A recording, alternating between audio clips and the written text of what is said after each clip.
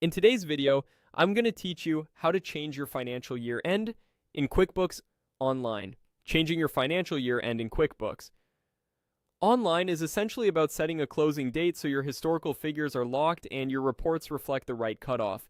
Before you begin, make sure you're signed in as a company admin and take a moment to review your most recent transactions and reports so you're confident everything is ready to be closed. Start by opening QuickBooks Online in your browser and signing in. Once you're on the main dashboard, look to the top right of the screen for the gear icon, which is the Settings menu. Click that gear to open your company settings. From the menu that appears, choose Account and Settings. This is where QuickBooks keeps your company-wide preferences. On the left side of this window, select the Advanced tab to access additional options. Within the Advanced tab, scroll to the Accounting section. Here, you'll see the option to close your books. Turn on the Close the Books toggle. This tells QuickBooks you're finalizing your records up to a specific date, which should be the last day of your financial year. Closing the books helps prevent accidental edits to past periods and keeps your reports consistent.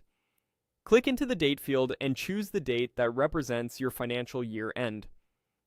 For example, if your year ends on December 31st, select that day. If it ends on March 31st, select that instead.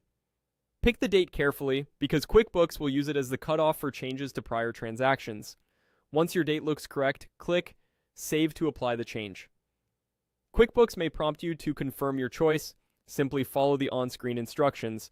When you're done, click Done to exit Account and Settings and return to your dashboard. A few quick tips as you wrap up. After saving, run your profit and loss and balance sheet for the close period to confirm the numbers look right. If you need to make an adjustment later, you can come back to the same accounting section, revise the closing date, and save again.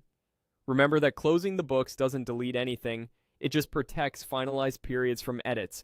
If you work with an accountant, let them know you've updated the year end so they can align their work papers and tax filings. That's it. You've set your financial year end by closing your books through the advanced accounting settings in QuickBooks Online, keeping your prior year clean and your new year ready to go.